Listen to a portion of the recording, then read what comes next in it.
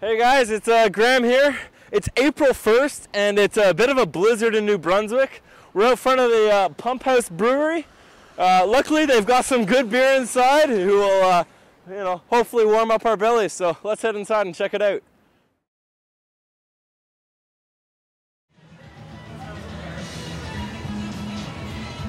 I'm ready for another show.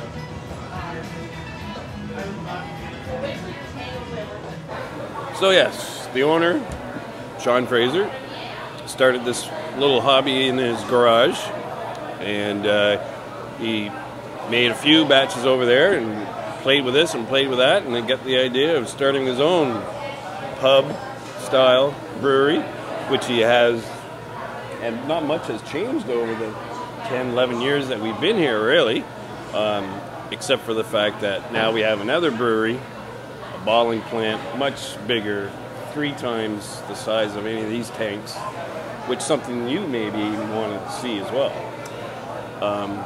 But he started it out. There was maybe 4 or 5 brands that he started off with. Started with that, and it just built on, built on, built on. We probably do, with all the seasonals and everything, close to 20, 22 brands a year. We only bottle 5 at the moment. We're up to 5. We're going to a 6. Might be a lager. We're not quite there yet, but he wants to keep on going. Every year he tries to put another one in a bottle, because we have a lot that are. We have 9 on tap all the time here. We have 8 regulars plus a seasonal that changes every 3 weeks, a month, depends on the time of the year. Summertime is a lot quicker turnover, of course. And also down here, I always have ale down here, but I also have either a lager or a wheat beer. So in the summertime, the seasonals are all wheat beers, either it be raspberry wheat, Thai wheat, regular Weizen, or in the wintertime it gets to our higher alcohol lagers. I'll do a lager in the wintertime plus the ale. So it's fun down here, you know. So the next question, we've gone over the history of how it started. We've gone over the different types that you have available. I guess more with where you guys are looking to go to. I mean, you are now bottling, you were saying? Yes, we are now bottling. We are also cover all the Maritimes. We have our bottled product out in Ontario, out west. There are no kegs going outside the Maritimes. It's, at the moment, it's in the works, but in the moment, it's too much hassle to try to chase down empty kegs like out in Ontario or wherever right at the moment, but that's something that's in the works. Also, we have a canner that has not been commissioned yet, but that's a project coming as well. A lot of thing in the Maritime is people do like canned beers. There's so many outdoor events. Everybody wants canned beer. So he's got a hold of a canner.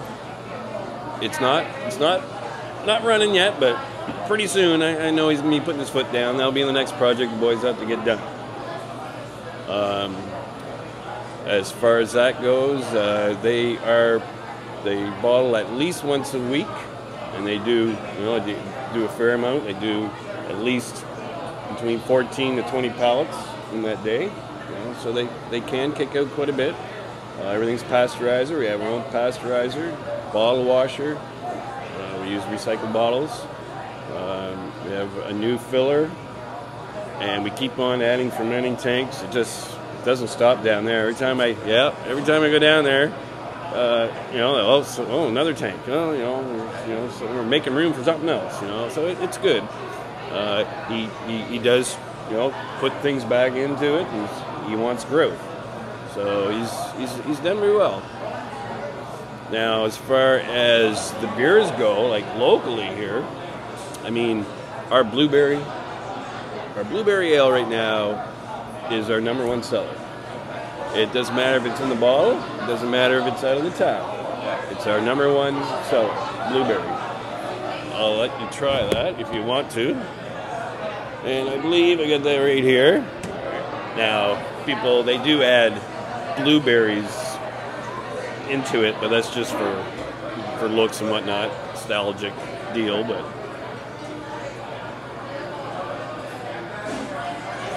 That is good. oh, I tell you, and it doesn't matter, everybody thinks, well, females, they drink all the blueberry, but well, in the summertime, you get a couple guys off their Harleys, and they come into the bar and sit down. I want a blueberry. It's funny, but it's good beer.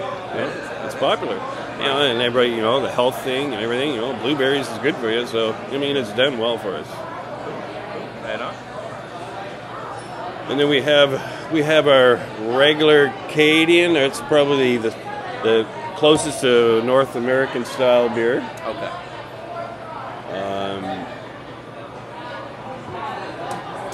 So this is the okay.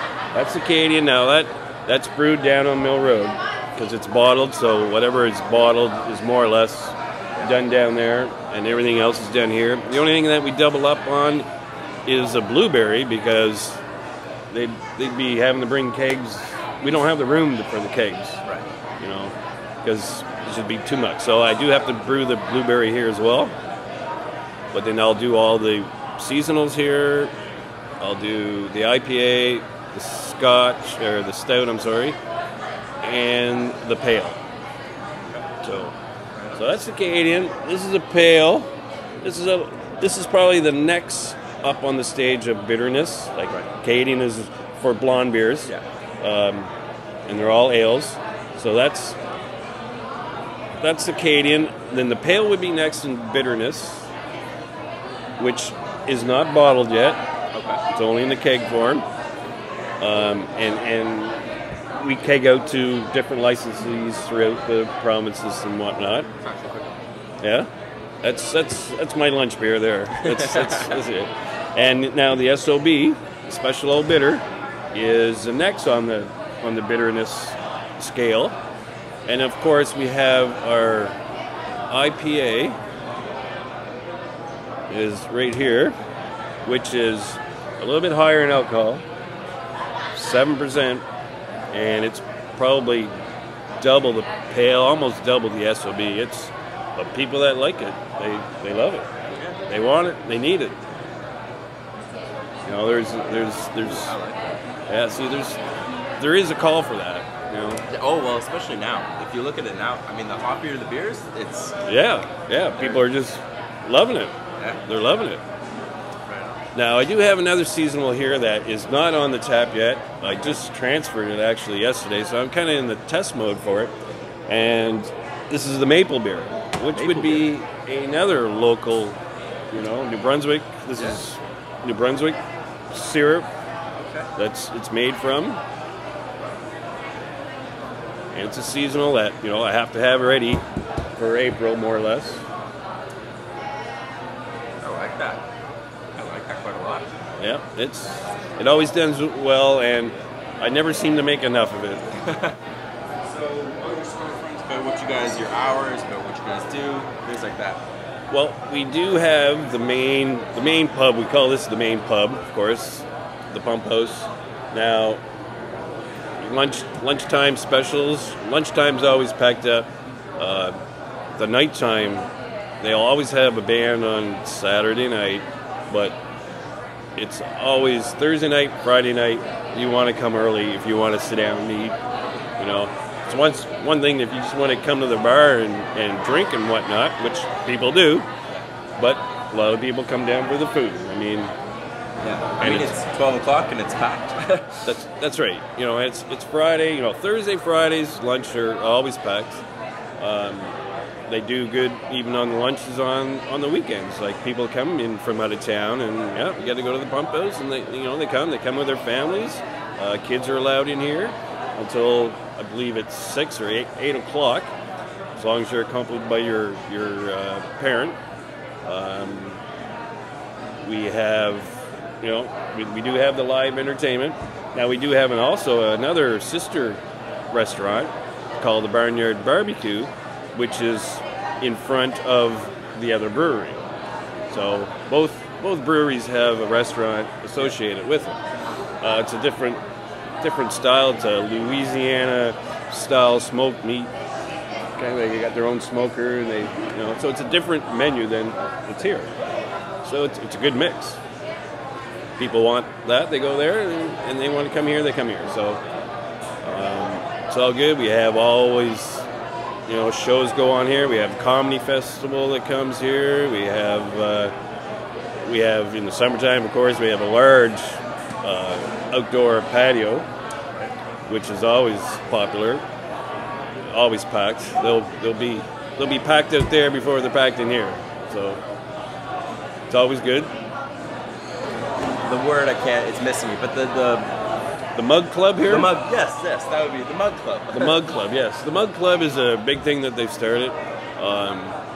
There is, I forget what they charge to initiate yourself into the Mug Club, but you get a mug, and it does give you, every time you come in, it gives you an extra ounce or two of beer, just in order to be part of the Mug Club. Plus, people like to come in and brag to their friends and come in with their own mug. Everybody's got a number and their name on their mug, and they think it's good, and it's done well for us. I think there's up to 300 members now, so they've done very well. Why you come in every morning? Why you love Pump House? Why this is what you're proud to do? Well, I got into the beer business a long time ago when I was in Ontario and whatnot. And I used to install systems. I used to install draft beer systems, electronic liquor dispensers, pot, soda, wine. So I was into that part of it. And when the wife and the kids and I moved back from Ontario, we were both from here, and I met Sean, and he was starting this place up. So I come in and I set up some taps for him and all that, and it was good. And I was employed at the time, but then an opportunity came up that I could go, and I went to see Sean and said, well, he was starting to get busier, where I was able to be busy enough where he'd send me out to do installs to different places throughout the province and stuff, that he was starting to get into it. And it started from there, and then I got hired on. I started delivering beer, really, out in the road, installing and whatnot, and the opportunity came on Mill Road at that brewery where the brewer needs some help. Daniel Gerard, very knowledgeable individual, taught me a lot, and so he took me underneath his wings and he showed me this and that, and I got into the brewing business, and it was great. It was good. I loved it. So then years went past where the opportunity, the gentleman that was here, brewing down here, was leaving. And Sean asked me if I wanted to come here, and he didn't ask me twice. Because down here, not only is the atmosphere better, the scenery's better, I'm more or less my own boss, really. Not my own boss, but I mean, per se, that I get to do, whatever I need to be done. I know what needs to be done, and it gets done. He's not here that often to check up on me. Yes, he drops in, but he's not hounding me all the time. As long as the beer comes out of that tap on time and in good shape, he leaves me alone. There you go. So no, I do love coming here, and I love the brew. I love the seasonals. The seasonals are, you only do it once a year, and you make your notes from one year to the other. Well, I might have to tweak it a little bit this way, and I have to tweak it a little bit that way to make it the way I want. Some things don't always work out the way you want it, but so it's fun to go back and say, okay, well, I did good last year on that one, so let's, you got to nail it again. So it gives you a little bit of a competition to yourself. To you gotta get it done right. So no, it's good. It's all good. Here's our kettle. Now, one thing they do have, and I don't have, they have a hot liquor tank, which will heat up their water whatever time they need it. I've got to use the kettle. Right. So if I'm brewing the next day, I'll fill it with water, put the timer on for heat, and then when I get there in the morning, it's already hot, and then I have to take it out of there and put it into an empty fermenter tank. So Right. in some ways they do have it a little easier down here, but time is always time, right? 8 fermenters right here. And as you can see, they're a little bit bigger than mine.